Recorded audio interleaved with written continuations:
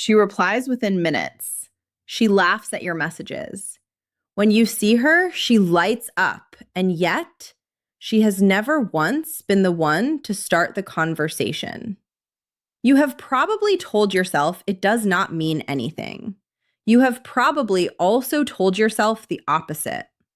The truth is, most men in this situation are not actually reading what is happening. They are reading what they fear. And those are two completely different things. Here is what I want you to consider before we go any further. The pattern you are experiencing right now is not random. It is not a mystery. It has a specific psychological explanation. And that explanation has almost nothing to do with how she feels about you.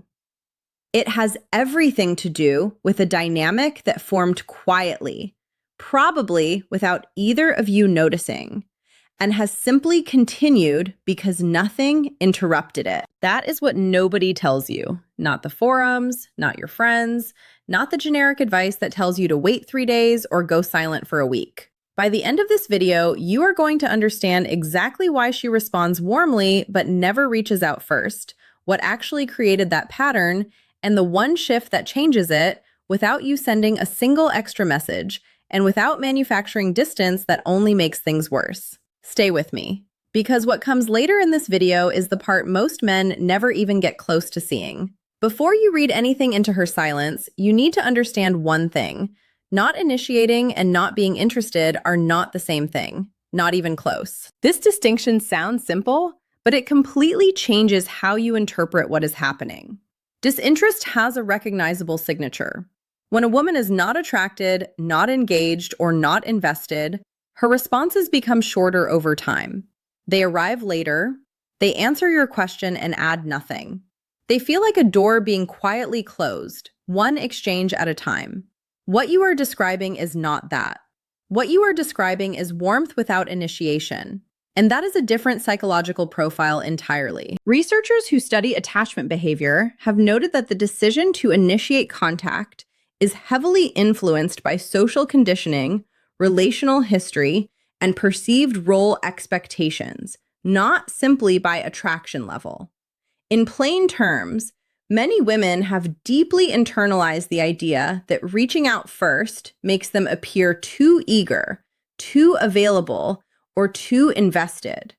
This is not a conscious strategy in most cases. It is a reflex, something absorbed early, reinforced often, and now running on autopilot regardless of how she actually feels. So when she answers you with genuine warmth, when she remembers details from 3 conversations ago, when she laughs before she even finishes reading what you sent, when she sends a voice note instead of a text because words felt insufficient, that is her interest.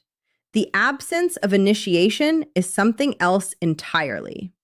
And understanding that something else is what this entire video is about. Of course, context always matters here. Not every woman who responds warmly but never initiates is deeply interested. Some women are simply polite. Some are friendly by default. But there is a meaningful difference between a woman who responds because she feels socially obligated and one who responds the way you are describing. And you can usually feel that difference even when you cannot name it. What you cannot yet see clearly is why the initiation is missing. And that matters because the reason determines everything about what you do next. The reason she does not text first matters more than the fact that she doesn't. Because what you do next should be completely different depending on which one is actually true. There are 3 distinct psychological causes behind the pattern you are experiencing, and they look identical from the outside. All 3 produce the same behavior. She waits. But what is happening underneath is completely different each time. The first is a social script she is following, often unconsciously. Many women grew up watching the men around them initiate. in their parents' relationships, in films, in the unspoken rules of early dating dynamics. The woman who reaches out first was often portrayed as desperate or easy to get. That portrayal leaves a residue. Even women who consciously reject it can find themselves defaulting to a wait-and-see pattern simply because it is familiar. This woman is interested. She is simply operating inside a framework she never chose. The second cause is a dynamic that has calcified. This is more specific to your situation. At some point, a pattern was established, you reach out, she responds, the conversation happens, and then it ends. No one decided this would be the permanent structure. It simply repeated enough times that it became the shape of things. Now it is self-reinforcing. She does not initiate because she never has, and she never has because you always do first. The role division has become invisible, which makes it feel permanent even though it is not. The third cause is more vulnerable, and it is the one most men never consider. She is not initiating because she is genuinely uncertain about where she stands with you. She enjoys your conversations. She may think about you between them, but she has not received a clear enough signal of your interest to feel safe being the one to reach out first. For some women, initiating contact is a form of exposure. If you do not reach back with equal warmth, or worse, if you respond with something flat and short, she has made herself visible and received nothing in return. So she waits, not because she is indifferent, because she is protecting herself from what indifference would feel like coming from you. Now you might be thinking, but I always respond warmly, so she should know I am interested. And sometimes, yes, that is true. But consistent response behavior and clear expressed interest are two different signals. She may read your warmth as friendliness. She may not be sure what it means. Which brings us to the part of this that most men do not want to hear. This is the part most men resist, not because it is not true, but because it requires looking at something you did with good intentions and seeing how it landed differently than you meant. There is a concept in behavioral psychology called operant conditioning, the process by which repeated patterns teach us what to expect from our environment. In simple terms, when a behavior produces a consistent outcome over and over, we stop questioning whether the behavior is necessary. It simply becomes the way things are. You have been reaching out first, every time. Maybe because you enjoy talking to her and waiting feels unnecessary. Maybe because you are interested and you do not want her to think otherwise. These are completely reasonable motivations. But here is what may have happened underneath them. When you initiate every conversation, when you are always the one to say good morning, to ask how her week went, to bring up that thing she mentioned 2 weeks ago, you remove something from her experience without realizing it. You remove the moment when she notices your absence. You remove the small gap where she thinks of you and feels the pull to close it herself. You remove the experience of missing you, even briefly, and acting on it. That gap is not indifference. That gap is where initiation comes from. Think about a conversation you always have with her. You know how it starts. You start it. And she shows up, genuinely, warmly. What you may not have considered is that she has never had the experience of you not showing up. Not in a cruel way, not as a game, but in the natural way that creates space for another person to step forward. She has never had to wonder if you were going to reach out. You always do. So the thought of her reaching out first may feel not just unnecessary, but almost odd. Like a solution to a problem that does not exist. The man who texts every morning, gets warm replies without fail, and 4 months in cannot understand why she has never once been the one to start things, is often the same man who made reaching out feel like the most frictionless thing in the world. She did not become passive. He made initiation redundant. The moment you see your own role in this pattern, something shifts. Not blame. Something more useful than that. Agency. And this is where most advice gets it completely wrong, because the instinct is to pull back, go cold, manufacture distance. But that is not what actually shifts this. The moment you understand what does not work, you stop wasting time on it. So let us get this out of the way. When a man has been consistently warm, consistently available, consistently present, and then suddenly goes quiet, a woman does not typically think he has become more valuable. She thinks something changed. And she is right. Something did change. But she does not know what it is or why, because you have given her no context for it. What she experiences is not mysterious tension, it is confusion, possibly mild anxiety, possibly a quiet decision that whatever this is, it is not stable. Artificial withdrawal does not create desire. What it creates is uncertainty about your character, and uncertainty about character is not attractive. It is unsettling. There is a meaningful difference between a man who is genuinely busy, genuinely occupied, genuinely living a full life with natural ebbs and flows in his communication, and a man who was texting every morning and then went silent on Tuesday. One feels real, the other feels like a strategy. Women are remarkably good at sensing the difference. So if pulling back is not the answer, and continuing exactly as before is not the answer, what actually moves this? The shift is not about how often you reach out. It is about what you leave behind when you stop. What actually changes this dynamic operates on a principle that most men have never been taught, and it has nothing to do with availability or unavailability. It has to do with how a conversation ends. Think about the conversations you have had with her. Think about how they close.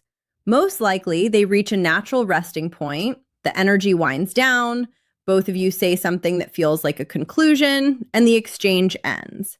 This is the most natural thing in the world. It is also, in terms of what creates initiation, one of the least useful things you can do. Psychologists who study curiosity have found that unresolved cognitive loops, situations where the mind has been given context but not resolution, create a specific kind of low-level mental preoccupation. The brain does not like unfinished things. It returns to them. It looks for closure. And if closure requires taking an action, the mind creates motivation to take that action. This is not a manipulation tactic. This is simply understanding how human attention works, and then working with it rather than against it. The next time you are in a conversation with her and the energy is still good, she is still engaged, the exchange still has warmth in it, end it. Not coldly, not abruptly, but end it before it finds its own natural conclusion. And before you go, leave one genuine thread open. Not manufactured, not fake. Something you actually want to come back to. Something she mentioned that you want to know more about. A question you started and did not finish.